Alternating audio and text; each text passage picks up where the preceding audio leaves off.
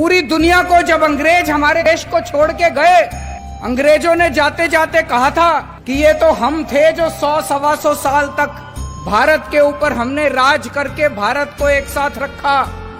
अब देखना हमारे जाने के बाद इनसे अपना देश नहीं चलने वाला, इन लोगों से भारत एक साथ नहीं रहेगा।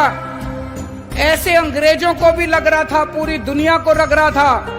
दोस्तों, आज 70 साल हो गए, भारत एक साथ भी है और खूब तेजी से तरक्की भी कर रहा है, और उसका केवल एक कारण है, हमारे देश का ये संविधान। ऐसे देश का संविधान लिखना जिसमें इतने सारे धर्म थे, इतनी सारी भाषाएं, इतनी संस्कृति, इतनी जाति, इतनी विविधता, ऐसे देश का संविधान लिखना कोई आसान काम नहीं था। बाबा साहब अंबेडकर ने पूरी दुनिया के संविधान पढ़े, सारे देशों के संविधान पढ़े, जहां से जो जो अच्छा मिला वो सारा उन्होंने इस संविधान के अंदर डाला, और इतना शानदार संविधान बाबा साहब अंबेडकर ने हम लोगों को दिया।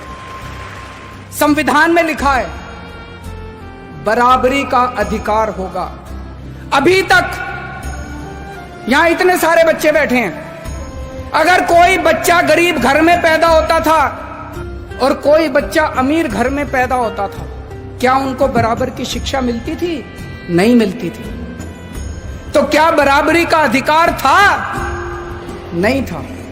मैं आपका मुख्यमंत्री हूं, हम सरकार चला रहे हैं। सरकार की नजरों में, मुख्यमंत्री की नजरों में, एक बच्चा अगर गरीब घर में पैदा होता है और एक बच्चा अमीर घर में पैदा होता है, मेरे लिए तो मेरे दोनों बच्चे बराबर हैं। मैं उन दोनों बच्चों के बीच में फर्क नहीं कर सकता। तो इसीलिए जब हमारी सरकार बनी, हमने अपने सामने सबसे पहला लक्ष्य रखा कि इस गरीब के बच्चे को भी अच्छी शिक्षा दिला के रहेंगे हम लोग। दिल्ली में जो भी बच्चा दिल्ली में पैदा होगा, चाहे वो गरीब का बच्चा हो, चाहे अमीर का बच्चा हो, सबको अच्छी शिक्षा मिलेगी, सबको एक जैसी शिक्षा मिलेगी। आज 5 साल के अंदर हमने वो करके दिखाया। बाबा साहब अंबेडकर का एक सपना पूरा किया हम लोगों ने। हमारे संविधान में लिखा है जीने का अधिकार होगा। पहले गरीब आदमी के घर अगर कोई बीमार होता था, वो सरकारी अस्पताल में जाता था, सरकारी अस्पताल में इलाज का बुरा हाल था। आज दिल्ली के अंदर सरकारी अस्पतालों में वैसा ही अच्छा इलाज है जैसा प्राइवेट अस्पतालों के अंदर इलाज हो रहा है। लोगों को हमने जीने का अधिकार दिया। दिल्ली के अंदर हमने योजना बनाई। अभी तक अगर किसी का एक्सीडेंट होता था, कोई उसको बचाने के लिए नहीं जाता था, वो बेचारा सड़क पे पड़ा रहता था। लोग सड़क पे गुजर जाया करते थे, लोगों को लगता था मैं क्यों पचड़े में पड़ूं, मैं अगर इसको अस्पताल में ले गया तो अस्पताल वाले मेरे से पैसे मांगेंगे।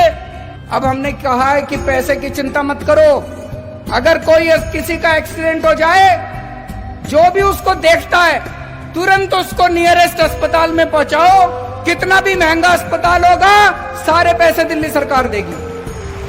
संविधान में लिखा है गरीबी दूर करेंगे। गरीबी कैसे दूर होगी? केवल नारे लगानों से दूर नहीं होगी गरीबी। हमने दिल्ली के गरीबों का मिनिमम वेज बढ़ाया।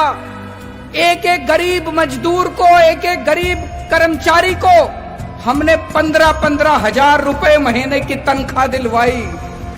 गरीबी तब दूर होगी दोस्तों। मुझे ये लगता है अगर ये बाबा साहब अंबेडकर का संविधान एक दिन के लिए अच्छे से लागू हो जाए, ये देश कहीं का कहीं पहुंच जाएगा। डाउनलोड मौज।